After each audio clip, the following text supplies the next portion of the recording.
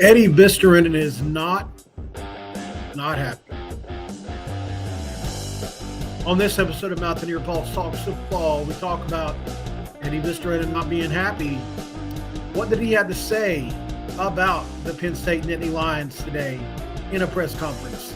And why did the West Virginia social media team delete that message? James Franklin, in a response to some talk coming out of Morgantown, Pat McAfee. What's that all about? My thoughts on the subject. All that and more right here on one of your favorite places on the internet, hopefully by now. Mountaineer Paul Talks Football, soon to be Locked On.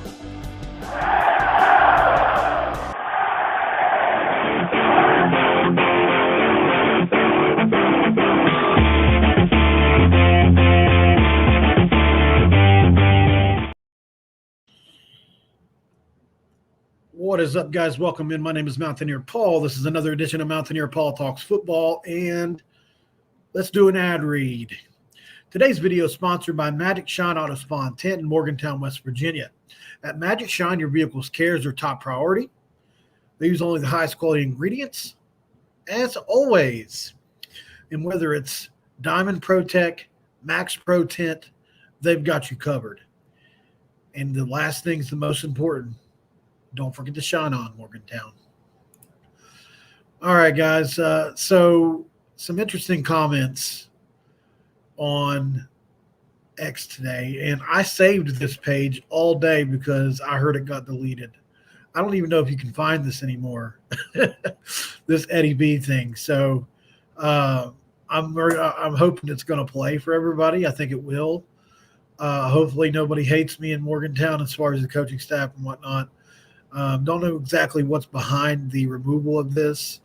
A lot of bulletin board material. I mean, it's not like, it's 2024. Once something goes up on the internet, you may as well not delete it. It's saved forever, People save things in unique ways, shapes, and forms. So I don't understand the removal of this. I haven't fact-checked that, by the way, so I could be wrong. But I was told that this clip has been removed, at least by WVU. And so I'm going to play it. It's a clip from Joe Braccato. This is Eddie Bisterinen today in his press conference, guys. And you want to talk about running up the score at the end of last year's game? This is the response. Of course that upset. This past weeks we've on the TVs before our meetings and everything. That's the only clip we've been replaying all the time. Like I've seen that clip like 100 times, like in the past week, and this just angers me. Just angers me, and I even know the celebration the one O-lineman did, and it's just I took it very personal. I hope everybody in our team took it very personal. Of course. Wow. Shots fired.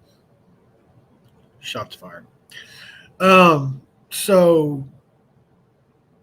I don't know how to react to this because did anybody watch Neal Brown's press conference? Raise your hand if you did. He denied that. I'm not trying to call Coach Brown out here, but Coach Brown said that it wasn't, they didn't. He basically said, no, we didn't play the clip, or no, we didn't use it as motivation. And Eddie V is saying we played it 100 times before every meeting. Obviously, he's downplaying it. I get that. I just don't agree with it personally. You have to own this kind of stuff, in my opinion. Now, people can disagree with me, and that's fine. But if I say something or I do something, I'm not going to keep it within the confines of the locker room, and we're all just going to pretend to be mad in here over this thing that happened last year. Own it, right? Eddie V said, now there's a couple other explanations that could be possible here. Maybe the players have organized this video, this clip being played over and over, or maybe somebody else on the coaching staff is. But, because Neal Brown's more of a CEO than anything, and he does call the plays, but he's a CEO that calls plays, and that's really all he's involved with on the day-to-day I think he probably catches up weekly, but I don't know this to be fact. I'm just guessing. So generally speaking, I guess what I'm trying to get through here is what's the truth, because Eddie V is saying right here, excuse me, yes, we played the clip 100 times this week before meetings. And I'll find it. Neal Brown says in his press conference that they did not. Hold on.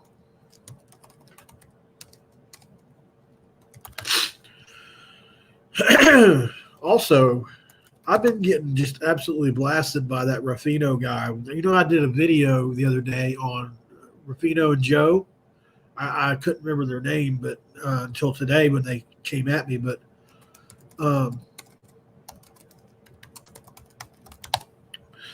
he's really mad over that picture with the clown nose I put on him, and then he said that I used their content without their permission. It falls under fair use. I'm almost 100% sure. It was only like 10-second clip of him calling Garrett Green a below-average quarterback. And today he said we should hit you with a copyright strike. He was so mad about it, which I understand him being a little upset because I put a clown nose on him. Like, I get it. And he was saying that did it because he didn't. And I know this is like childish drama, but I don't know, man. It's banter, right? You called my quarterback average, below average out loud on social media, and I responded to that, Now, if we lose, you can put a clown nose on me and say I was wrong. Big freaking deal, But I don't understand why it's such a big deal to him. But, like, he was going off on me on the comments. You guys should go bombard that comment. All right, so Neal Brown press conference today, 3 hours ago. All right, so I'm not going to play this whole thing, obviously. I'm looking for the Penn State comments on the clip.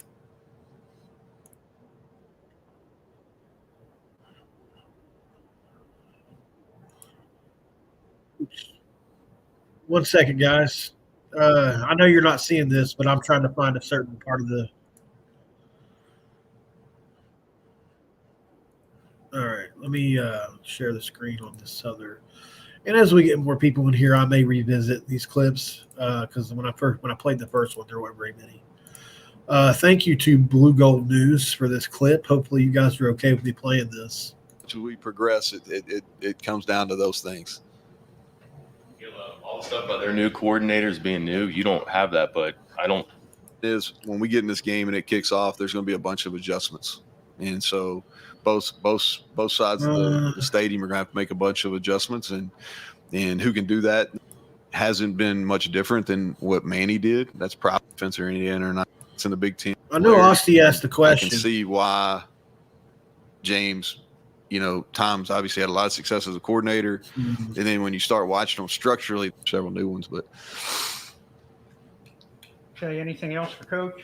Coordinator. I don't know if I'm able to find it, guys. I don't want to sit here and make you guys watch me run through this, but if somebody wants to do it for me, Mike Osti asked Neal Brown a question about using that for motivation.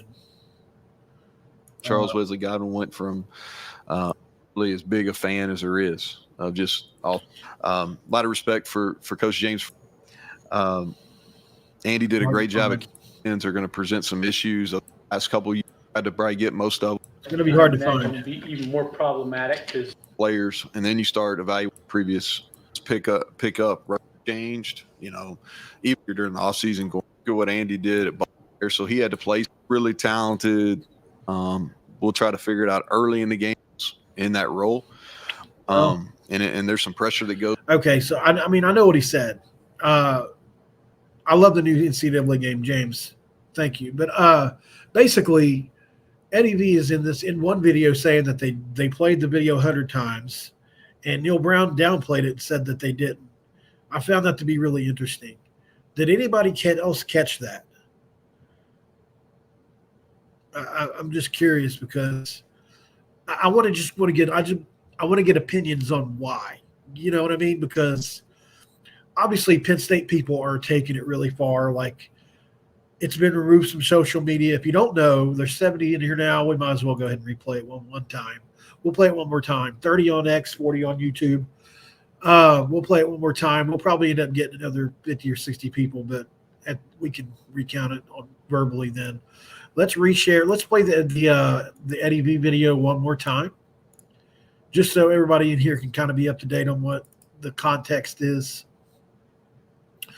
And this is Eddie Vistarinen on the Penn State scoring at the end of last year's game. And you can tell this is really bothering him. And I don't know, should we be worried? Of course, that upset. This past weeks we've on the TVs before our meetings and everything. That's the only clip we've been replaying all the time. Like Okay. I've seen that clip like 100 times. We've been replaying all the time. Like I've seen that clip like 100 times. Sorry. Meetings and everything. There it is. On the TVs before our meetings and everything. On the TVs before our meetings. That's the only clip we've been replaying all the time. Like I've seen that clip like 100 times, like in the past week, and this just angers me. just angers me, and I even know the celebration the one O-lineman did, and it's just very. I took it very personal. I hope everybody in our team took it very personal. Interesting words, man. So now I'm trying to find Neal Brown responding to a Mike Osti comment about, he said they didn't use it for motivation.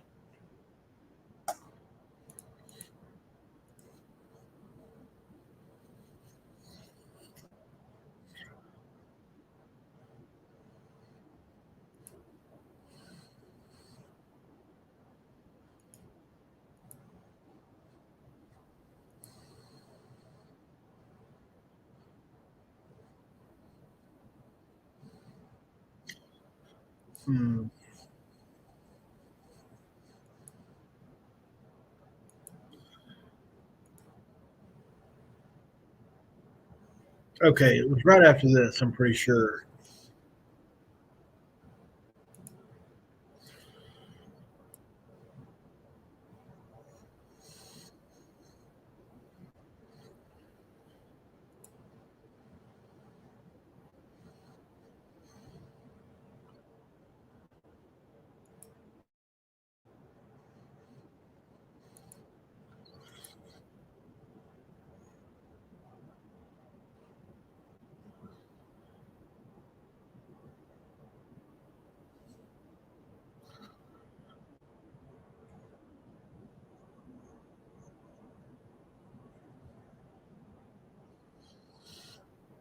Okay, I think it's right after this, maybe.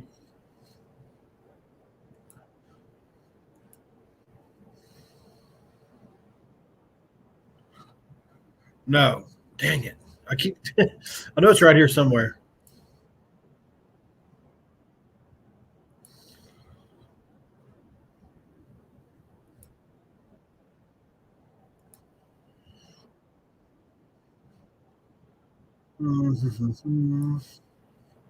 Sorry, guys.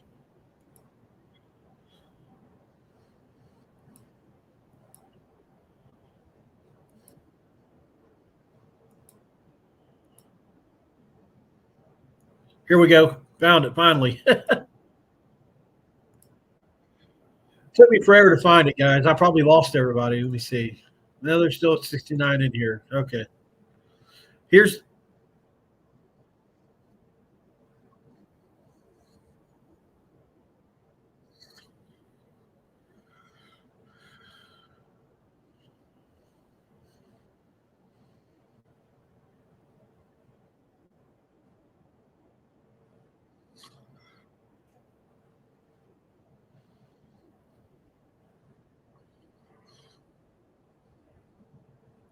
I don't believe him.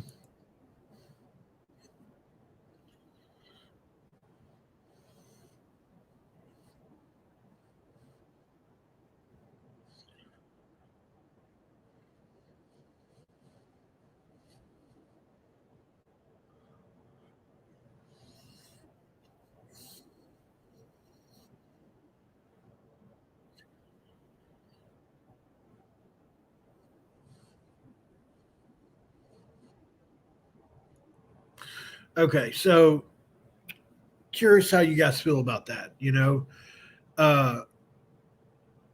Obviously Eddie V saying we watched it before every meeting, right? Could you guys hear that? Did I not have that on? Here we go. I didn't have it on, did I? I'm sorry, guys. I'm tripping again. You guys were just sitting there watching me watch a screen, weren't you? Sorry. I thought I had that shared, or did I? Did you guys hear what Neal Brown just said? It didn't share? Okay. I didn't share it.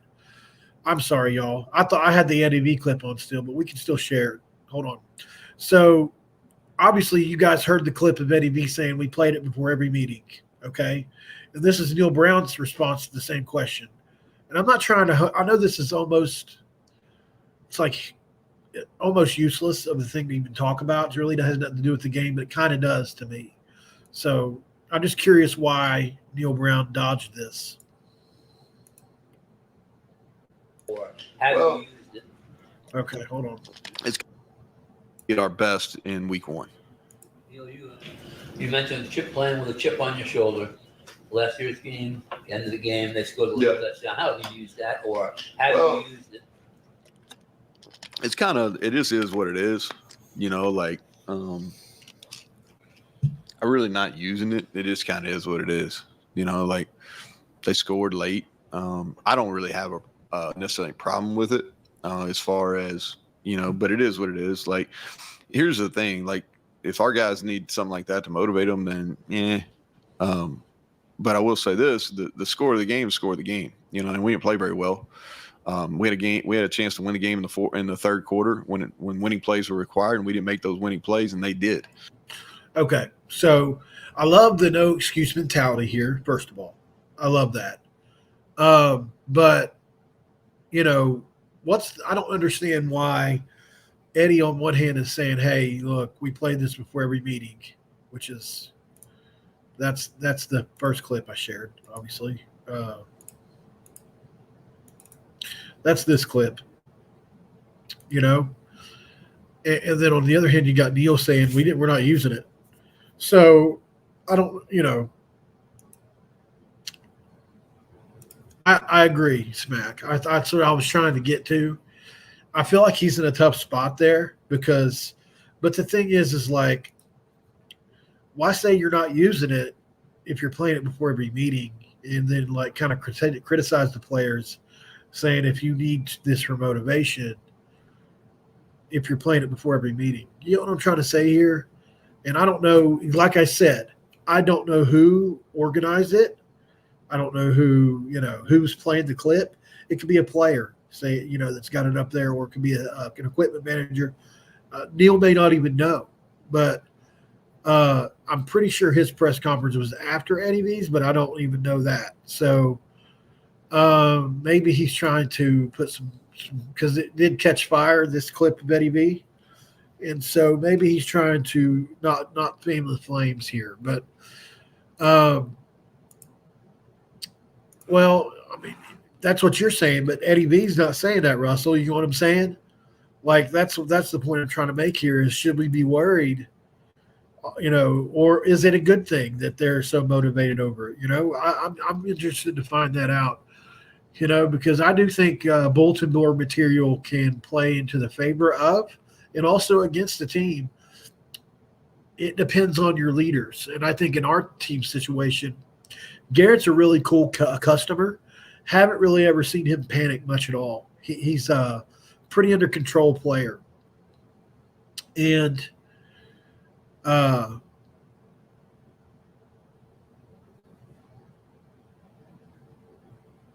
if you had a team that was over emotional, then something like that could possibly backfire, I think. But if you've got a team that's able to channel those frustrations from last year, then I think you're in a good spot. So Eddie B not happy though, you know. You know, sky's the limit. That's true. He said revenge can sometimes bite you in the ass too. Hope the players don't focus on one thing and play the game. You know what the best representation of resentment I've ever heard was? Sky's the limit. And you could steal this if you may have already heard it. But I learned this from an old timer. He said to me, son, revenge is like drinking poison and expecting me to die, you know, and I'll never forget that. That's exactly what resentment and revenge is, right? It's like drinking poison and expecting them to die. I'll never forget that for as long as I live. So I've always tried to go by that, especially if I'm bitter over a situation and I find myself plotting or, scheming like in my head, like, I realize it's come too far. So there's plenty of motivation for the disrespect WVU is getting from Penn State. I agree. I think there has been some. But look, they're in a position where, as a fan base, I don't think Franklin is. Personally, I don't like him at all. I think he's a loudmouth. I think he's extremely disrespectful and smug, and I don't like him. I really don't. He's up there with Narduzzi for me of coaches. I don't like guys like him very much. That just I don't know. I like a guy like Neal Brown I like a guy like Neal that plays both sides for the most part. But if he has something to say, he'll say it, like it's okay to communicate and get something off your chest as well. So I don't know.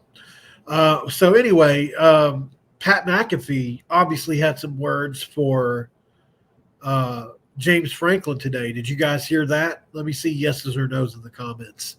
That way I'll know whether to play the clip or not. I know some of you guys are on X and you probably can't reply. But if you want to migrate over to YouTube, you can click the link in the video and it'll bring you over to the YouTube side. That's fine, and that way you can join the comments. But if you don't want to do that, just like the video for me on that side, the X side or whatever.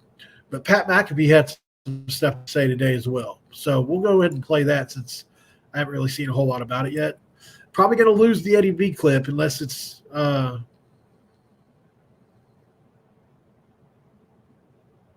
Nelson Hernandez took a drive through the state today. Well, imagine that. Okay. Let's go to Pat McAfee. That's on all caps. All right. Here we go. This is Pat McAfee responding to James Franklin today. Maybe I should play the James Franklin quote. I'll play the James Franklin quote next. It's kind of in reverse, but really don't matter. I'm not going to play this whole 3 minutes. Live from the Life Sciences Building lawn area. I can't wait to get to Morgantown this Friday. Our show will be live from the Life Sciences Building lawn area, the green area. It used to be where the stadium was way back.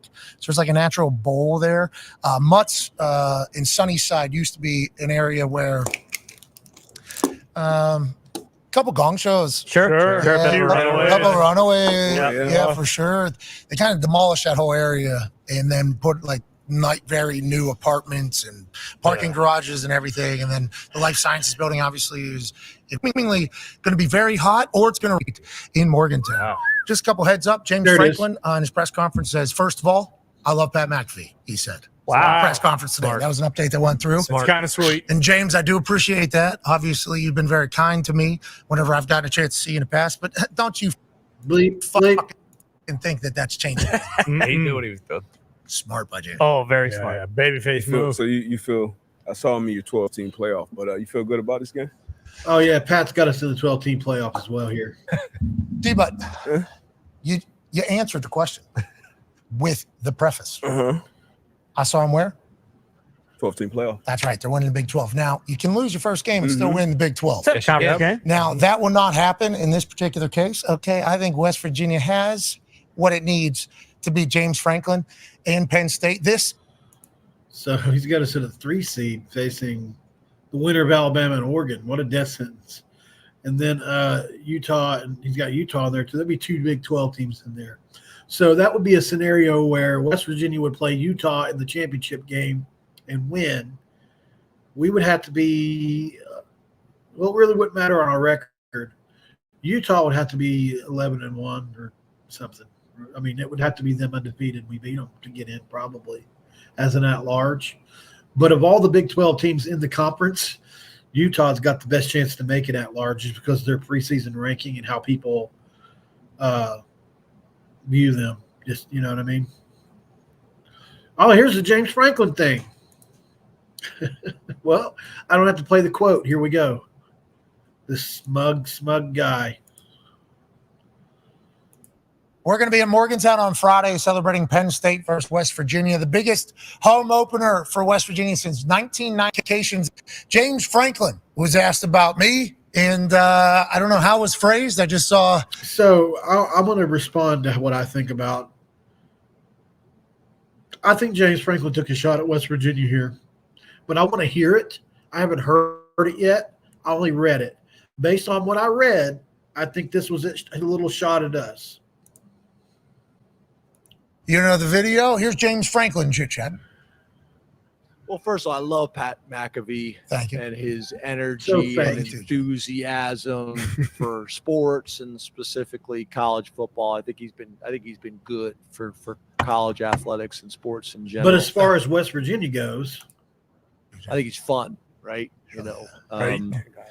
You know, I think his ability to speak freely is unique and fun. his ability to speak freely is unique. Fun in a lot of ways. Sounds like he can say whatever he wants. For us, it's a fine line, right? You know, I think it's very similar to the old billboard material. I Oh, want to make sure that our guys don't say anything and our staff doesn't say anything that creates billboard. So obviously that's a direct shot at West Virginia. I just wanted to hear it. So obviously Garnett Hollis and today Eddie V both have said things about the game, right? material, because for some people that motivates them. okay. All right, Coach. You motivating the boys? That's what I'm. That's Don't what be it sounds- listening to me that's up what it sounds there. like to me. No. This Penn State team is phenomenal. This Penn State team is so good. James Franklin's going to cut a promo after the game on you, you think?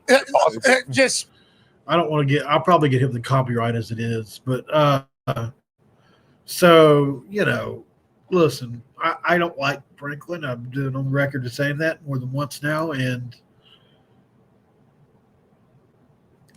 I just don't like how he is, man. You know, I don't know. There's things he said in the past, too, about West Virginia.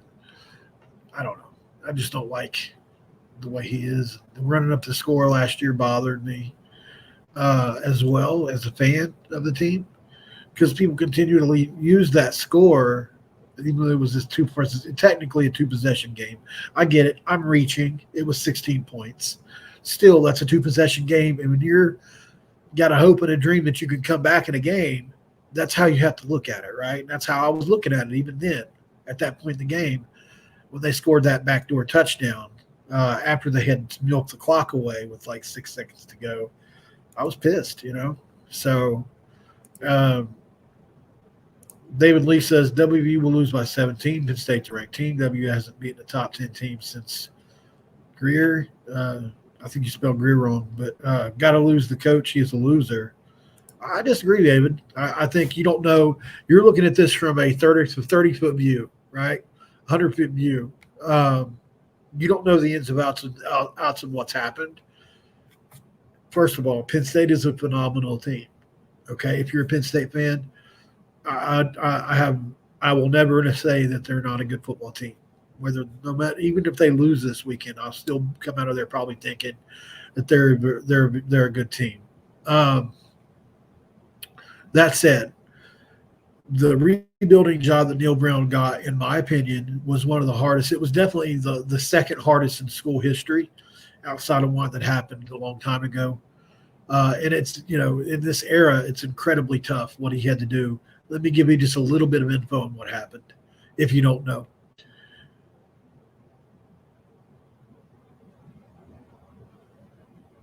Wish you had better news. You love WVU? Okay. The way you said that was like you were a Penn State fan. But, or at least that's how it looked in the comment. But obviously, in my opinion, the way Dana left the team is not to be dismissed. He used the transfer portal / JUCO route for not just 1 or 2 years, like 6 years. You know, we never developed not one quarterback the entire time we were here. They were all transfers, all the way through Austin Kendall. No offensive and defensive line depth / development. It was all transfer portal or they need to develop some offensive linemen, but nothing on the defensive side. That's for sure. They would get athletes in the secondary and try to win that way a little bit. But what Neal Brown inherited was one of the, if not, it was one of the 10 worst Power 5 rosters in America when he got it. There was some talent there, but not in the trenches, especially. The offensive defensive line groups were truly in a bad spot. And then just when he had things turned around a little bit during COVID, the 2020 season, we won six games for the year because it was shortened. COVID happened and things, we got hit. Like we lost, I think, 17 starters to the transfer portal. Not just players, starters, And I really do think Neal got set back a lot.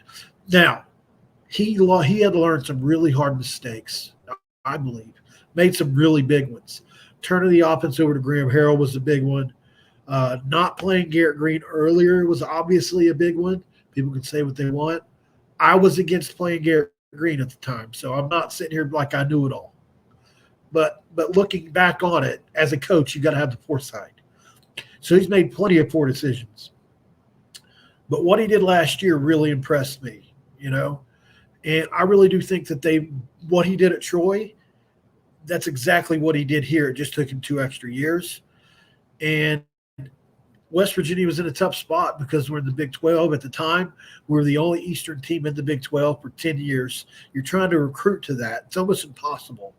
Can you imagine trying to convince a player on the East Coast not to play at Pitt or at Penn State or at Maryland or at Virginia Tech and come play in the Big 12 and you're going to be going to Oklahoma and Texas Tech and Baylor? It's literally it's one of the hardest recruiting jobs you can have. The flying WV just ain't what it was in 2010 or 11, So we ain't got them. We got Tavon Austin's mixtape. We're still recruiting off of that. But, it's not like it was last year. So they built this thing, really, they built it up to where we have what I would consider one of the old school kind of Power 4, Power 5 rosters where you've got a bunch of seniors on a team. We're not talented as in Penn State's talented from star, like we don't have 4 and 5 star players lined throughout the lineup. We have some places. I think Garrett Green's developed into a 4 or 5 star player. If he hit the transfer portal, he would easily be a 4 or 5 star player. Wyatt Milam's going to be a first round pick. Tomas Remac's going to be a 2nd to 3rd round pick, if not sooner. And I think there are other guys on the O-line that have a chance to play in the league.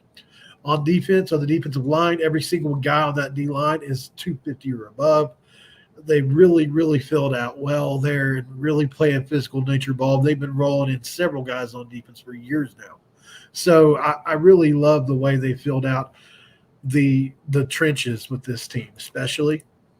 But it's the skill positions and players like that have really filled out to be what I consider capable of playing with a team that's maybe a little bit more talented because they're playing in the same system for 5 years now, and most of these guys are juniors and seniors. Everybody that's going to play outside of a few key freshmen and sophomores are juniors and seniors. And I know that sounds like that's every team, but in West Virginia's case, we've been really young for a long time in places and spots, where you really can't afford to be, whether it be quarterback or left tackle at times. Over the last few years. So, several guys in this, actually everybody on this offensive line besides Hubbard started as a freshman. Just thought of that off the top of my head. But Wyatt Milam started as a freshman. Last year, Zach Frazier started as a freshman. Tomas Remack started as a freshman. All 3 of them were freshman All-Americans. Then you have Brandon Yates, who started at right tackle his freshman year and at left tackle at times, played 8 games in year 2 at left tackle. He was an all Big 12 honorable mention. Jaquay Hubbard transferred in from Virginia, and he needed a couple years to get himself ready to go. And then Nick Malone did not start as a freshman, but Xavier Bosley did. So depending on who wins the job there, it looks like Nick Malone did. I guess Malone, now that I'm thinking about it, will be the only one that didn't start as a freshman. But point being is they really built this offensive line from scratch. And they're all West Virginia boys, except one Virginia boy. Pretty damn cool, Well, Tomas is. I guess he's not a West Virginia boy either. But last year they were, all except Tomas, which was pretty dang cool. But West Virginia is better in the trenches. That's why I like us in this game, I think our offensive line is capable of playing to a stalemate at times with the defensive line. There are going to be times when the defensive line gets the better of them. But I do think we were capable of moving the ball on this team with this offense. And defensive line-wise, I have serious questions about the Penn State offensive line. I've said it multiple times. Where are my notes? Goodness gracious, these are like 2 weeks old. I may not even have them anymore. Let's see.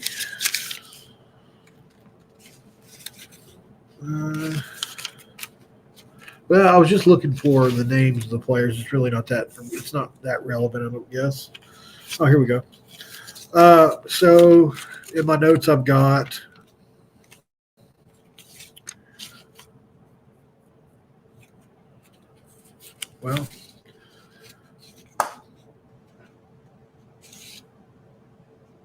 I don't have the offensive line note anymore. But anyway, they lost 3 offensive linemen to the NFL, which is impressive. Wormley at center is the only guy that comes back with any real experience. And I think one other guy. But other than that, they're just plugging in some guys similar to kind of how we've had to do at times in the past with like one player. Like this year, it'll be Nick Malone for us, right? On the right side, and Jaquay Hubbard to an extent, but he's started a lot of games. I know they have guys that have started games as well, but they don't have the leadership on the offensive line we have this year. Theo Johnson's gone. Tyler Warren comes back for Penn State on offense. Keandre Lambert-Smith transfers to Auburn. They're looking at Trey Wallace now as their number 1 receiver. Julian Fleming, from what I hear, has had to fight to secure the number two spot, even though he was a 5-star recruit out of high school. And what did he catch? 70 balls over 4 years at Ohio State. I just don't see him as a massive threat. Trey Wallace, yes. I think he could be a number 1 receiver. Tyler Warren, yes. He's their equivalent of Cole Taylor. He caught about 30 or 40 balls, like 5 or 6 touchdowns, so he can do some damage. But we shut down pretty – I mean, they had 147 rushing yards last year, Allen and Singleton. And you're telling me with now that losing 3 offensive linemen to the NFL – it wasn't like these guys weren't good. These guys were really good. All 3 are with the NFL. They're having to replace that, right? So the way I look at it, man, is on offense for Penn State, they're replacing 3 offensive linemen, Wallace at number 1, maybe Fleming's the number 2 guy. Outside of that, it's really difficult to come up with a clear picture for Penn State, Tyler Warren. I think West Virginia's defense can make some hay in this game. I really do. West Virginia returns his entire front 7, lost very little, and 6 to transfer DBs in the back end. Obviously, safety Aubrey Burks, safety Anthony Wilson are both back. That's going to help. But we have to figure out the corners we think we have. Garnett Haas is already getting middle round draft grades, right? And if you let Garnes tell it, he hasn't allowed a catch-all camp over the top. So if that's the truth, then we've got some corners, and I think we can cook. But it's going to be interesting to see what happens because there's going to be turnovers. There's possibly there's going to be there's a lot of things that can go wrong. Drew Aller scares me in this game because he just doesn't make mistakes except when he's on the road. Illinois last year was really bad for him. Ole Miss was bad for him. I think if Drew Aller's on in this game, it's going to be really hard for us to win the football game. But if we can rattle him with our crowd and maybe get some early hits, one fact people don't know that I almost put this out as a fact you probably don't know about this year. Obviously I'm giving it away, but who led the Big 12 in sacks and tackles for loss last year? Does anybody know that answer? It was WVU. top 10 in the country in sacks and tackles for loss.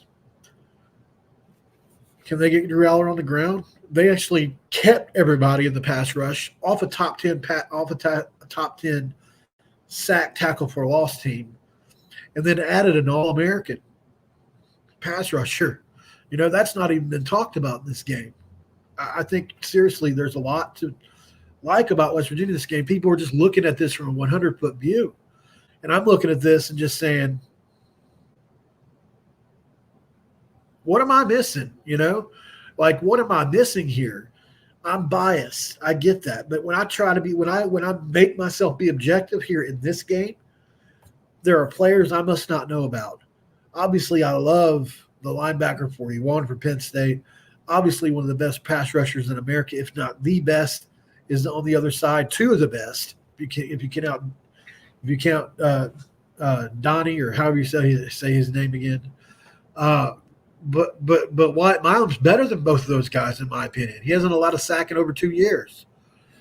I just, you know, obviously you can move him to the other side and you got another conversation. But West Virginia's got answers for a lot of the questions that your average insider wouldn't. Thank you, Keep Chopping. Yeah, that's exactly right. People look at the names of the teams and then go off recent history. You're right. And looking at this deep, obviously I've dug extremely deep into this, you know, and that doesn't count all the numbers that really favor Garrett Green in a game like this. Ole Miss really tested the Penn State secondary last year in a bowl game, right? Was it Ole Miss? Was that who they played? Sometimes I get teams confused.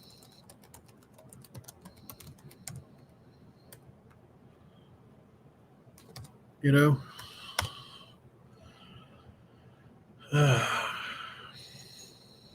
Yeah, Ole Miss, 38-25. You know, Ole Miss is definitely a more talented team than West Virginia. I'm not saying that they're not, but some of the stuff that Ole Miss has, West Virginia also has. Jackson Dart, who was this close to being West Virginia Mountaineer, by the way. Well, I wouldn't say this close, but he was in the conversation. We definitely tried to get him. And instead we got JT Daniels. But anyway, can you imagine what would have happened there if Graham Harrell would have brought us Jackson Dart instead of JT Daniels? Everything we know about West Virginia is different. Instead of Garrett Green, we've got Jackson Dart coming into his junior or senior season. Wild, man. There's not many quarterbacks that I would consider over Garrett. I would have to think about it. You know, Jackson Dart's going to be an NFL player for sure. So I love Garrett. Don't want to trade him in, but you guys get where I'm coming from. Jay McClanahan, WVU has dogs like TJ Jackson, Sean Martin, and French. These guys are hungry. Let them loose. Yeah, I'm interested to see what TJ looks like in this game. This is going to be a massive step up for his first game. Luckily for the WVU defensive line especially, they've been going against an offensive line that's, let's say Penn State's offensive line overperforms, you know, and can get on some, maybe even par with West Virginia's offensive line this year. They're going to be ready, you know, because they've had to go up against, there's at least 3 guys in the offensive line that I'm confident will play at the next level. 2 will start at the next level, you know. So the left side of West Virginia's offensive line is, you can make a case it's the best in college football with Tomas Remak and Wyatt Milam. So I'm really excited about it. It's going to be fun, man. You know, it's going to be fun. So obviously, I don't, like I said, though, I don't know every in and out to Penn State. There's probably some stuff that's going to surprise me.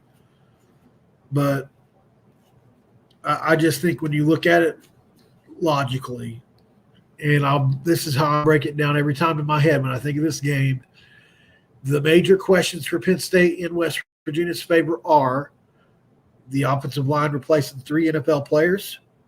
You got a number 1 wide receiver and a tight end and not much else, unless Fleming really comes on, or the other guy that my dude was telling me about that was really pushing him in camp, which maybe means you got a number 3 at the same time, fairly. And then obviously the West Virginia offensive line is going to be it could be a stalemate to their defensive line. Listen, I wouldn't be shocked if their D-line got the best of us at times on Saturday, if not a lot. But I do think West Virginia's O-line also has a capability to win that battle. And if that happens, then we're in really good shape because I like us. And, I think our wide receivers are going to be – I like ours better than theirs. I'll tell you that. West Virginia has 3 freshmen. Last year in this game, I swear, man, I mean, it's just not even the same team. You know what I mean? It's really not. It's wild, man. Let's see.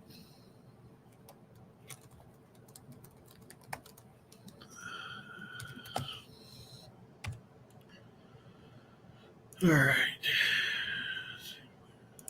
So last year, it's insane, man. It's when you look at this, here are some of the names that started in last year's game, just to give you a little taste of how some things have changed. Lance Dixon started in this game last year. He's not even starting at the Group of 5 level right now, which is pretty shocking considering he started at Penn State. Mike Lockhart's at SMU of all places. Tomey went to Florida State is on the DMP. He's not even playing. And then you look at like Andrew Wilson-Lant, Mr. Punt himself. And then you got guys like Jeremiah Aaron that started at receiver last year, guys. Nuts, like Cortez Braham, Jeremiah Aaron, and Devin Carter were your 3 starting wide receivers last year. And now you've got Traylon Ray, Hudson Clement, Preston Fox, Jaden Bray, and Justin Robinson. Pretty wild, man, how things can change. And the thing is Bray and Aaron didn't last outside of that. Basically, the first 2 games, they were done after that. And Hudson Clement, Rodney Gallagher, and all those guys really got to play the rest of the year. John Waffles trolling. Thanks for the $2 super chat. Honestly, I don't think W has a chance to score. That makes no sense, It really doesn't. But I respect your opinion. Yeah, I mean, it makes no sense, though. West Virginia's got 3 NFL offensive linemen at least on that team with the 2 better running backs. That's another case I will make for this. And I've had Penn State fans call me crazy, but first of all, I think Jaheim White's better than any running back or skill player in this game. That's my opinion. I'm on record of saying it already.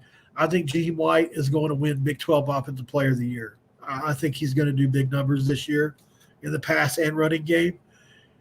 But I'll take C.J. Donaldson and Jaheim White over Singleton and Allen. I mean, I really will. If you're giving me 2022 Singleton and Allen, maybe we can talk, okay? Because they had great seasons both. But they really fell off a cliff last year, and CJ and Jaheim went up to the number 1 Power 4 rushing attack in the country, right? So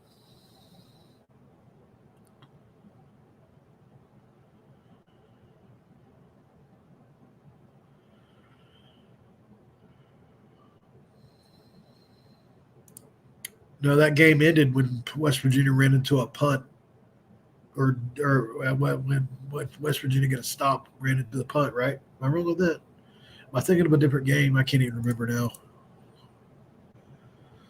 But at the end of the day, man, like I said, West Virginia ran for as many yards as Penn State did. Both teams ran for 150 yards. West Virginia can run. They can put up 200 on this team. They can get 50 more yards, really. They could have last year. The big difference is that West Virginia can pass the ball this year, They brought in 2 Power 5 starting receivers along with what they started the year. They had 3 freshman receivers start the rest of the year after that game. So they're all really ready for this game. Penn State fans will hate me forever after Saturday because I've already put $100 on it. Like I have not been as confident in a game as this one in a long time. So Call me crazy if you want to, but I've looked deep into it, and Penn State's got a lot of talent, a lot of positions, but I really believe that West Virginia's got a great chance to win this game.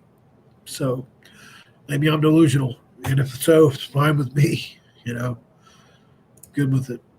It's going to be a war, and I like our chances. I've looked closely at both teams. We have the talent. Our offense was not clicking last year, and our defense is going to be much better. That's something Penn State won't acknowledge, though. They refuse to, Garrett Green's wasn't his first start technically, but it was his first year as a starting quarterback. He had started 1 or 2 games, but this is his first time ever. You're on the road in Happy Valley. Neal Brown is on the hot seat. Literally, he was supposed to be fired. So they didn't open up the offense. They couldn't. Neal Brown was fighting for his career, and then they figured it out as the year went. Pretty much. A score? I really haven't. I was supposed to do a preview today. I'll tell you guys what's going on. I think I told you this yesterday too, but Locked On West Virginia was supposed to start today, and then my power went out. And I'll just show you this. So really quick, I'll show you all something. Oops. Okay. Settings, permissions. Okay. So you see this right here? It says pending. So what that is in order for me to become Locked On West Virginia, I have to give them my channel feed, which is, that's like, for me, it was really hard to do because I built this channel. But I trust in the vision they have for me. So they have to be in control of some stuff. So I sent them the invite last week. And all we're waiting on is for YouTube to make that go through, whatever. I don't know what's taking so long. But as soon as it says accepted, I can actually do Locked On West Virginia videos. But until then, I'm not going to stop doing content, I'm recording an audio version of Locked On West Virginia tonight, and it will be going out on podcast, which I've never had a podcast. Like, it's always been just YouTube. That's going out tomorrow. But the reason I say that, Pokemon, is I was trying to save my score prediction for that. So if you could just wait for me, I would really rather save it. That's the reason I just showed you all that.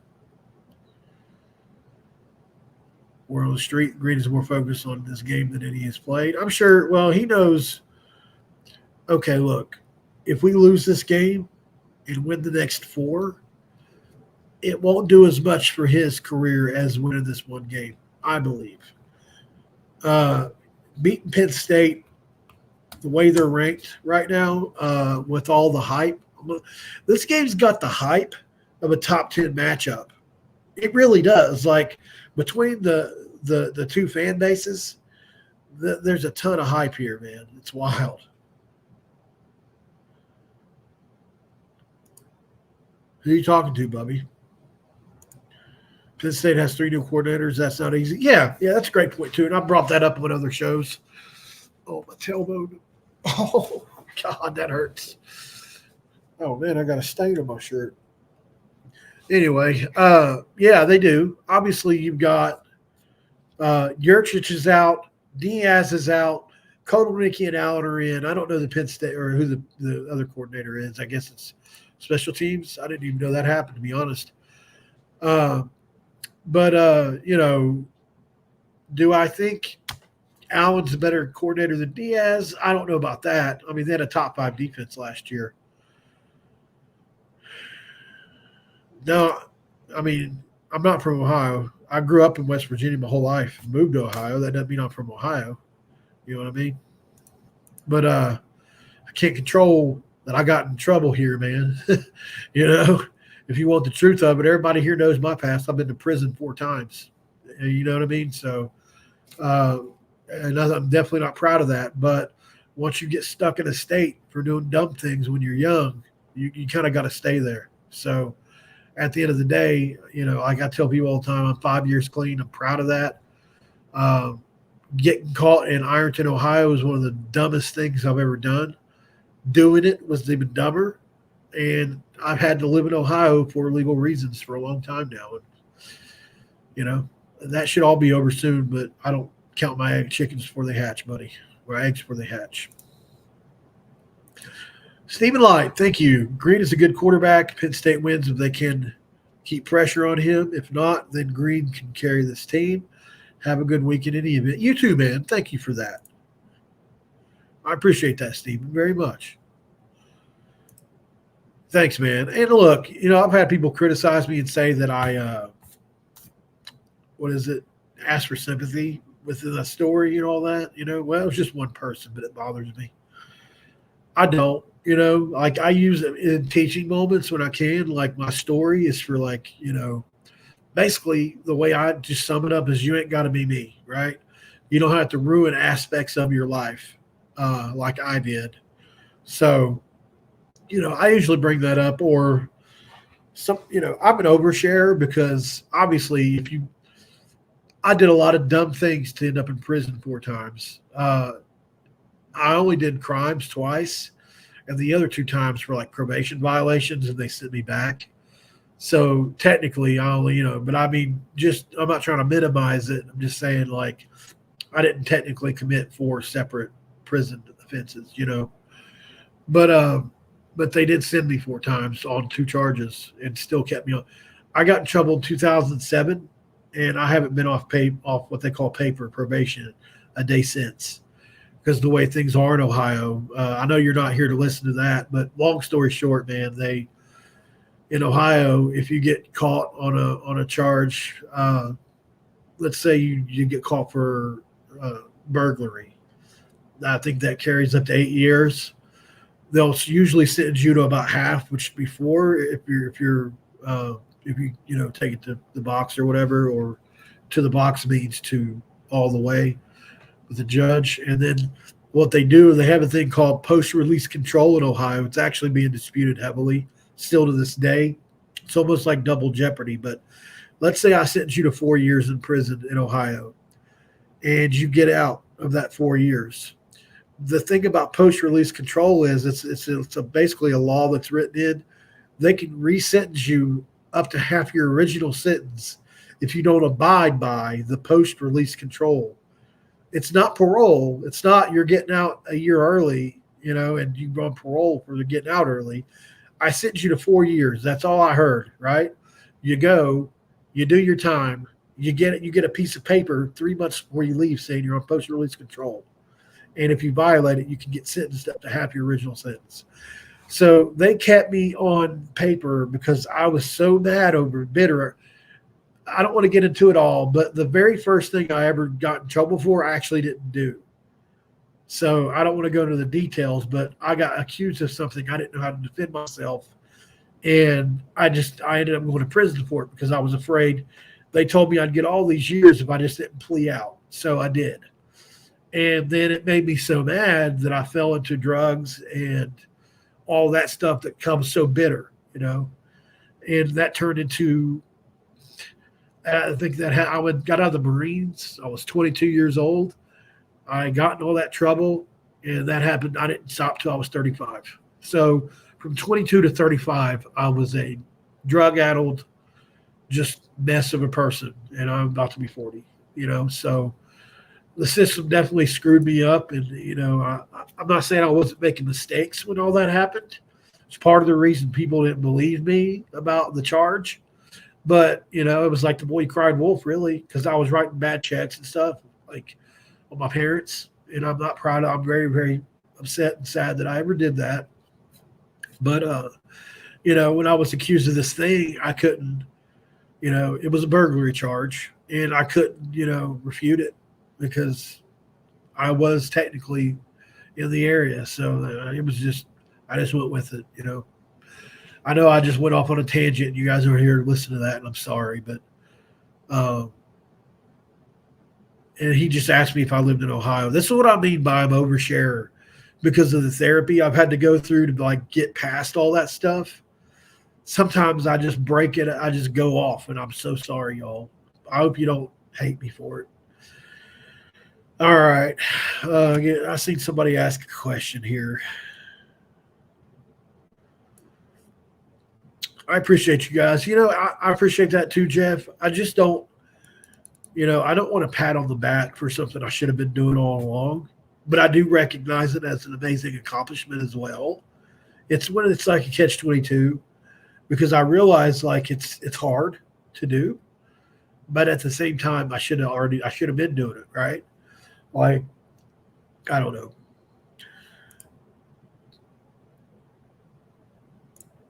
Hey, Steve, I appreciate that, man. I really do. I really do. Somebody asked a question about WVU. That's right, Russell. More to Life in Sports Chat. I appreciate all the comments, y'all. I really do.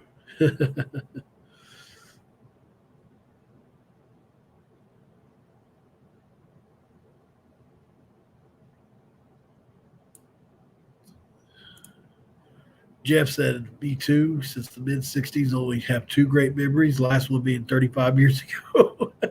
That's pretty rough. Ooh, Don Johnson dropping the heat right here. He said, hey, Don, I can't help but think of that celebrity, man, with your name, That'd be kind of cool if you were the Don Johnson, though. This is a top 10 matchup. Polls shouldn't come out till the third week of the season. This game will prove that. Ooh, that's heat. Well, listen, if West Virginia wins this game, top 10 is definitely very fathomable.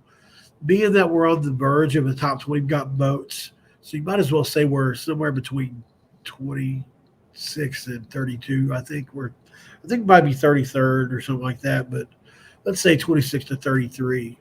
A win against Penn State at home, not on the road, probably get you 10 spots. So I would say West Virginia probably clocks in at like I'd say 20, 21 if they win this game, something like that. Would they deserve to be a little higher? Yeah, but that's just how it works, Plus, there's other teams winning and losing, like Georgia Tech's going to be in there. Congratulations to Georgia Tech on doing what we want to do. I think they caught I don't want to say much because Florida State's really good at, the trenches, and they got a lot of athletes, but they don't have the team they had last year. Poor Mike Norvell. But I think they caught a little bit easier of an out than we did, just a little bit. That Florida State team just didn't what it was last year. Uiagalelei isn't Jordan Travis. That one player, Florida State wins that game yesterday, probably about 10 points. Pokemon, thanks, buddy. I'm glad you can relate. Let me find out everybody that watches me has got some kind of past. And everybody that watches the other channels are straight-laced.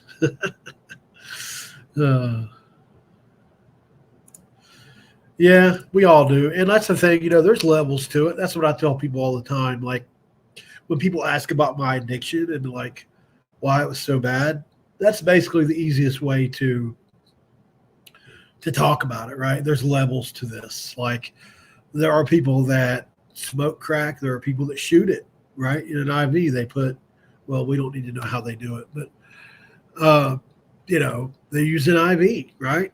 And there are some people for that same shot or hit of crack, some people will sell their body while another person will just work their job and wait till they get paid, or loan and pawn everything they got.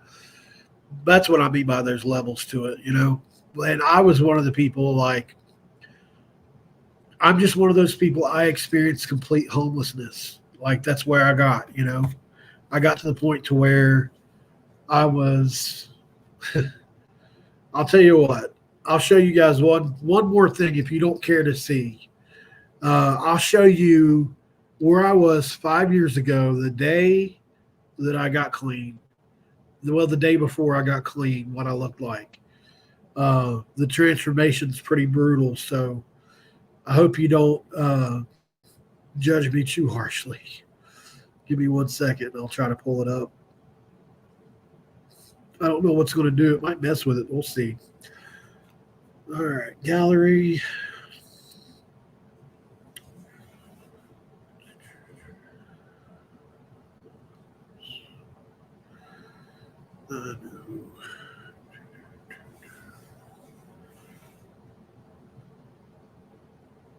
It's in here somewhere. It's kind of hard to find too, though, because it's just one picture that I have. I don't know. It's crazy how it happened too, really, because I was sending the picture to an ex-girlfriend of mine, I remember, and I thought I looked good in it. I'll never forget. I thought I looked good in it, you know. I thought she would think I would look good for whatever. Just goes to show you how out of your mind you really are when you're doing that stuff. Because I looked like death, literally death. I'm on the wrong camera. That might be why. Sorry, y'all. I don't think I can get it right now. Actually, now that I'm thinking about it. Scroll through one more time.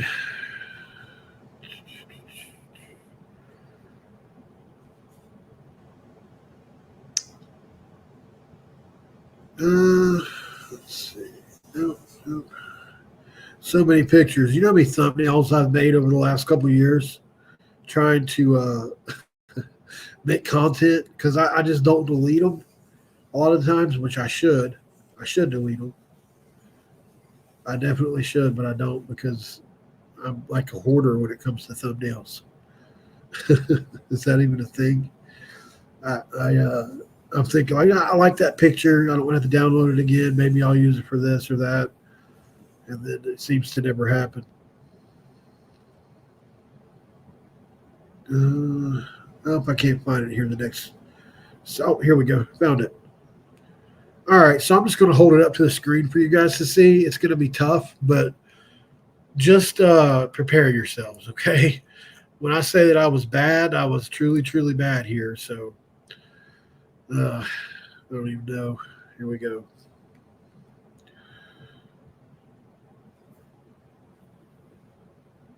So that was me after probably I know I was out there for probably at least 18 months to 2 years at that point, straight. I was an IV heroin addict, so obviously it doesn't get much worse than that, you know. Thank God for you guys. Thank God for West Virginia football. It saved my life in a lot of ways. It gives me an outlet. It gives me something to care for and care about and look forward to. And somehow it's turned into a career for me, which I would have never thought. I never thought I was any good at this. So you guys encouraged me. So thank you so much. All right. I knew you would say that. Pretty bad, you know, but look, it's a success story now, right? Because I no longer live that way, obviously. You know, I've probably gained 200 pounds since then, which is not all good weight, but I was probably 175 pounds there. I'm 6'2". But yeah, I sent that picture thinking I looked good to an ex-girlfriend of mine. She probably looked at that picture and thought, he's nuts, you know? I mean, what could she have thought? Sometimes I'm glad I look back at that picture. I'm glad I have it. Never did I think I was going to change the next day.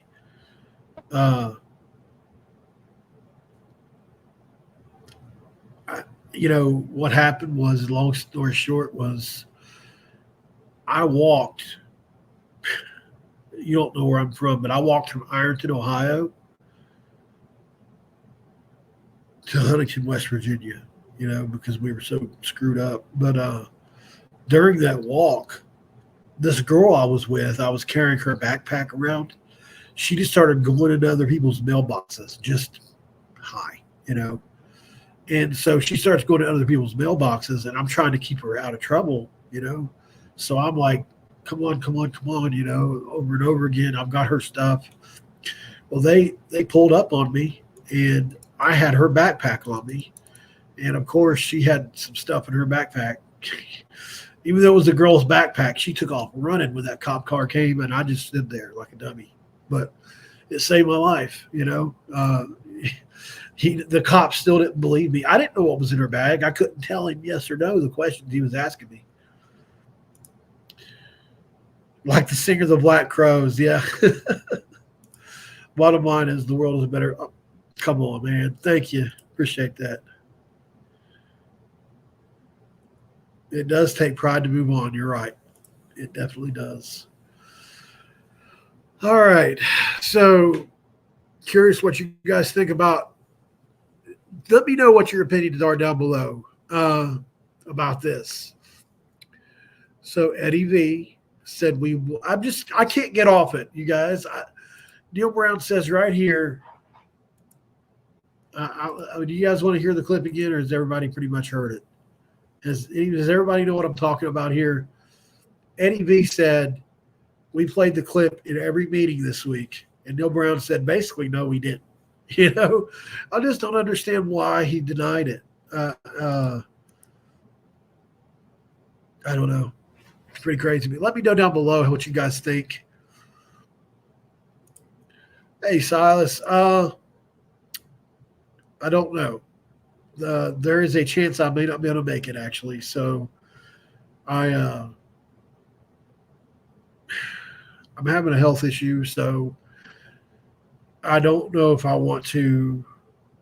It just depends on how it is. I've got an infection on my foot, and it's from a cat scratch, of all things. But it has grown into what they say is cellulitis, and so I'm taking antibiotics for that.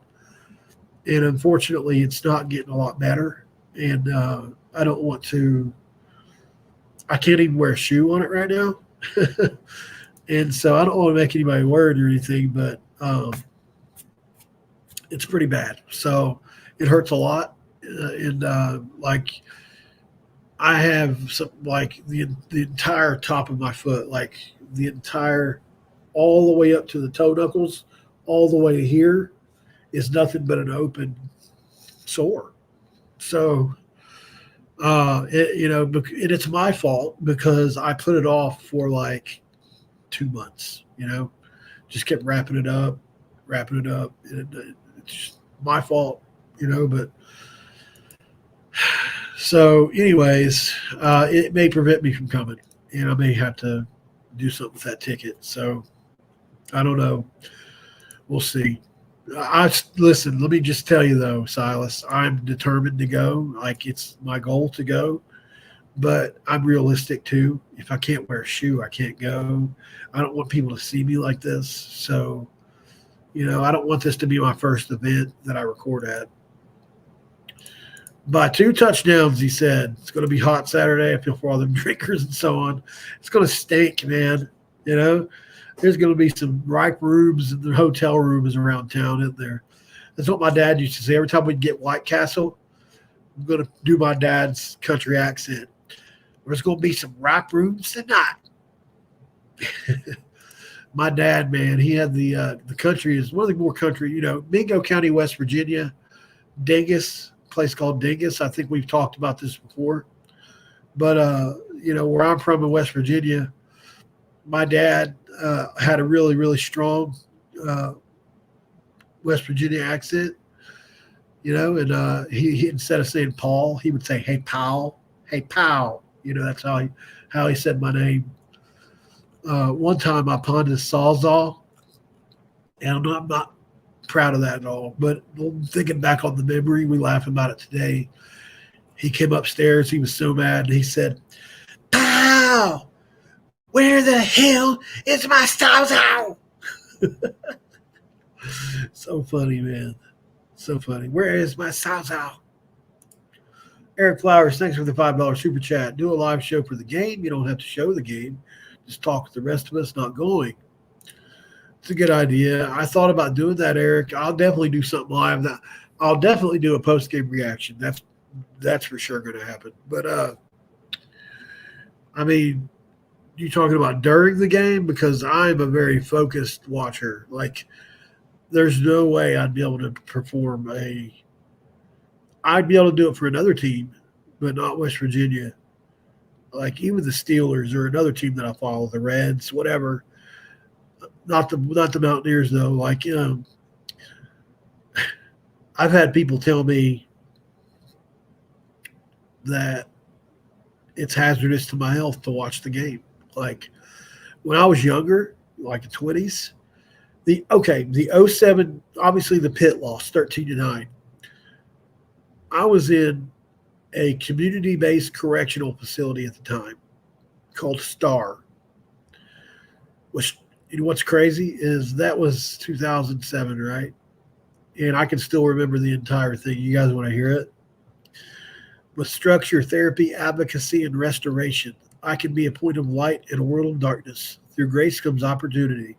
Structure defines responsible boundaries for my family and for my community. Therapy is the science of right thinking. I'm responsible for maintaining my own pro-social attitudes. Advocacy is to live the golden rule. I'll be an advocate for my family and for my community. Restoration is achieved through respect and compassion for others, my willingness to know what I value, and my willingness to cherish what I view. I will live each day with structured therapy, advocacy, and restoration. With STAR, I will succeed. They brainwashed me. I'm telling you, they brainwashed me.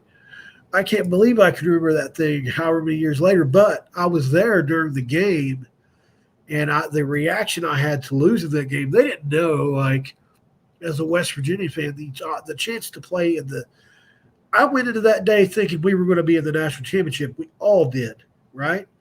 We all thought we were going to be in the national championship that day. Like, 33. We started out a 33.5 point favorite, you know. I knew it. It was going to happen.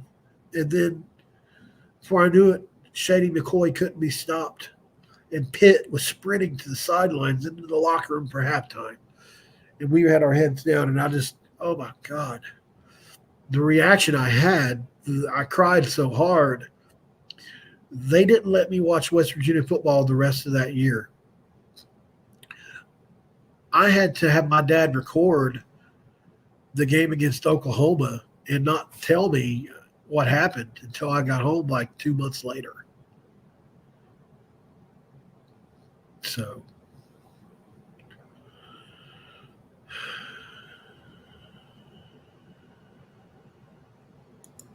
Matt Dix throwing heat. Just a reason to blame for the losses. Live Gold Blue Dude used to do live game streams. He cracked me up with his clown outfit. Ripped Gold Blue Dude. Hopefully he can help us out somehow Saturday. Yeah, it's unfortunate what happened there. I was on the show a couple times, and yeah, sad. He left behind kids too, you know, and a wife.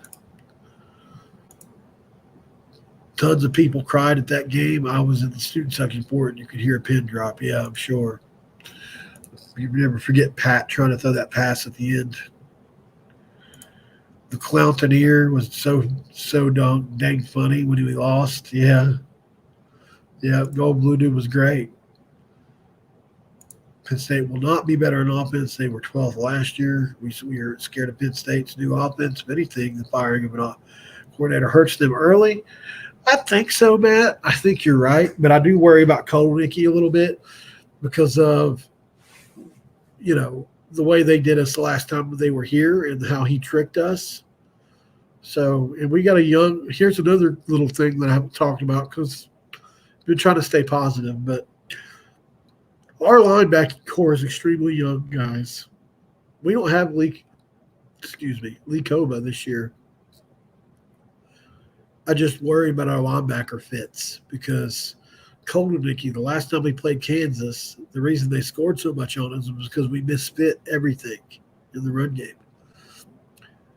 I don't think Nick Singleton can house anything, you know, and Allen is more like CJ, but I just worry about it, you know. We'll see. That is a worry I have is our linebackers versus their running game. But I'm kind of hoping their offensive line takes a week to gel, you know.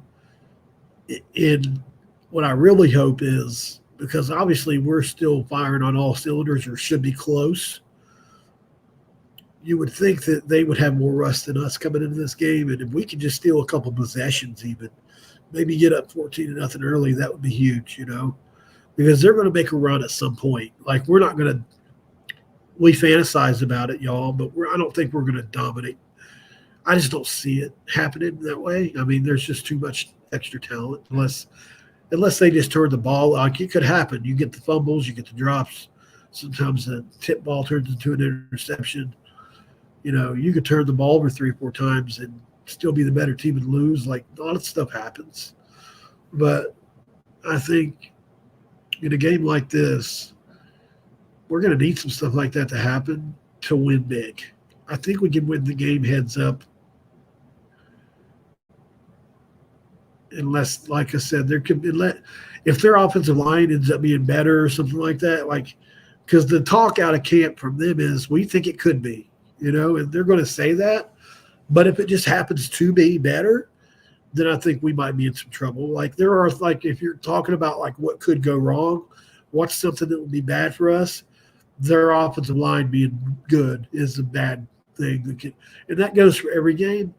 But this game, their offensive line is literally supposed to be reloading.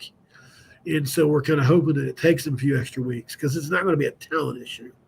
Like, they've got talent, right? So what we've got to hope for is it takes them some time to gel. And that way Colton Nicky can't get us with his motions and stuff because our linebacking core is really young. And he really knows how to make a linebacking core misfit, at least from a couple games that I've seen.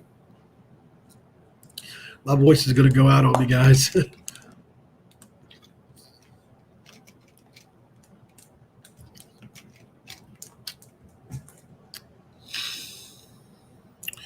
We got to pressure the quarterback. That's right. And here's the thing. Like I said, we led the Big 12 in sacks last year with 33. 84 tackles for loss. Right? I mentioned that at the outset of the program. We can get to the quarterback. I think Tyron Bradley is the most unheralded player on this team. I really think he came on strong, especially North Carolina. Tyron Bradley's a name to watch. He ain't got a lot of hype this offseason for whatever reason. But, man, did he really play well at times last year. And especially against K-State.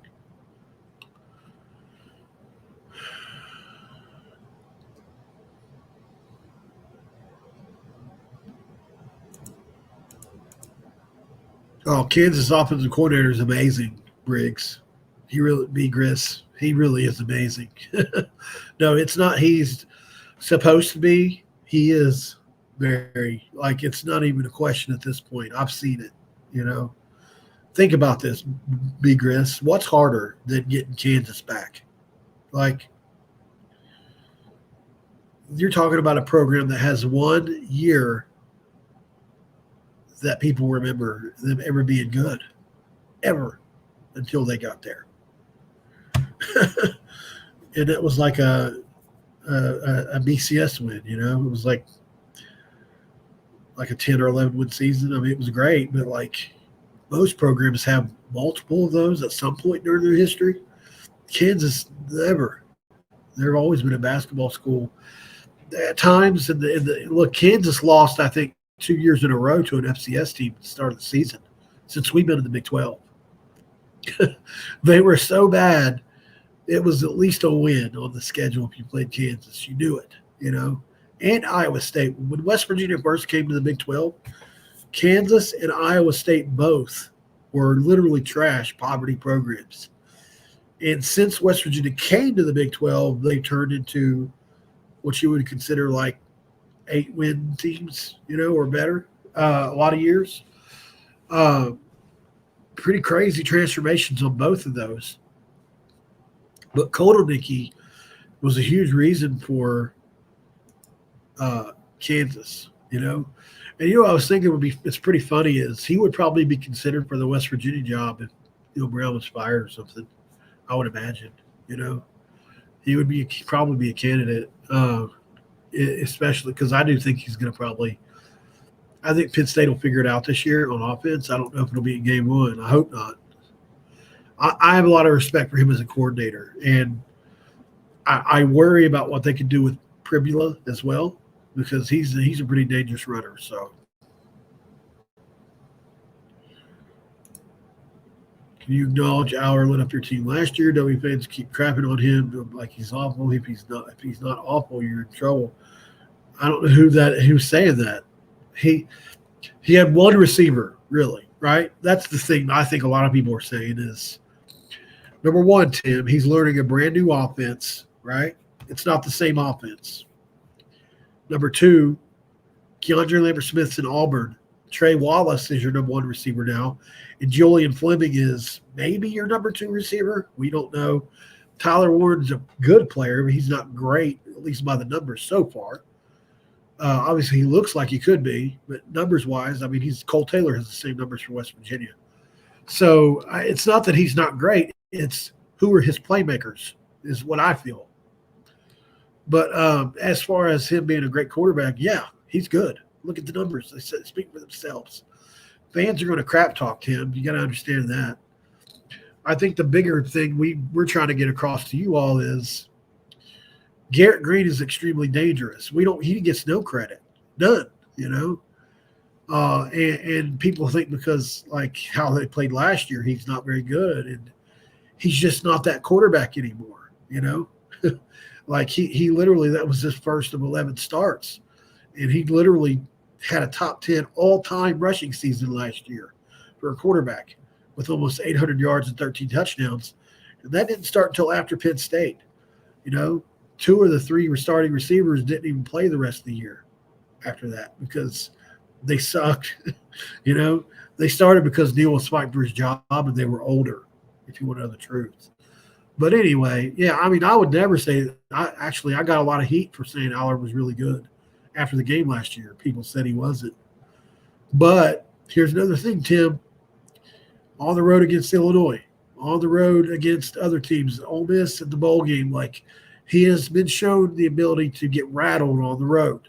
And so I promise you guys play in Happy Valley. I'm not saying that we're Happy Valley, but I'm telling you right now that West Virginia will challenge and rival any road game that you play in the Big Ten outside of maybe one or two games in the conference. Like you'll see.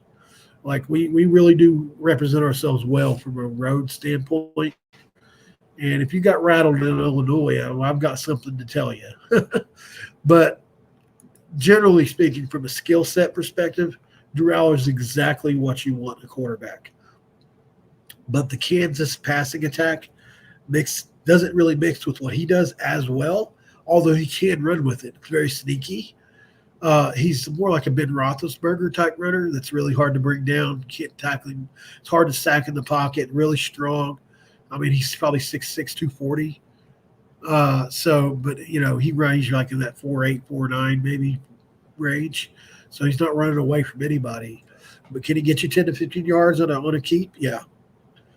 Hell, that might even be the first play call of the year for Kansas, in the shotgun, maybe do a little RPO action with Nick Singleton to Katron Allen to Trey Wallace. Yeah, that'd probably be my first play call. And then let Drew Aller pull it. You probably get 20 yards. Oh, yeah, right. You're crazy. You're trying to be silly, or did I miss another comment? You're probably talking about Pribula. Okay. I thought you were talking about – I read your comment out of context. I thought you were talking about Aller. Reminds you of Green. I've watched Pribula. I think he's a great runner. I don't think he's quite the runner that Garrett is, But what Garrett accomplished last year was, by the numbers, a top 10 all-time rushing season for a quarterback. That's pretty dang good. By the way, Pat White has like two of those from West Virginia, and he also, when he left West Virginia, was the all-time leader in NCAA history for a quarterback. So. But, yeah, I'm scared of Pribula and the packages they might have for him. I was surprised he didn't transfer this offseason, but maybe they've talked him into sticking around, similar to how West Virginia has a backup, by the way, Nico Marchiol. Obviously he could factor into this game if Garrett gets hurt or something, which is – I haven't talked about it nearly as much this year. It's still my biggest fear about Garrett is his availability. When he's out there, he's great, but he's missed a couple games both the years, right? So there's a lot of questions about Garrett health-wise that I worry about, but we have to cross that bridge when we get to it and hope that Nico can run the offense like we hope, like full speed. So, all right, guys, before my throat gives out here, I appreciate you guys for coming on and talking to me, listening to my story some. That's cool when you do that. Do me a favor. Go onto that video with where it says Garrett Green sucks on the thumbnail and tell that guy in the comments to go get down the road. Rafino or whatever his name is. That guy hounded me today, threatening me with copyright, all for playing their clip for 10 seconds at the beginning of a video.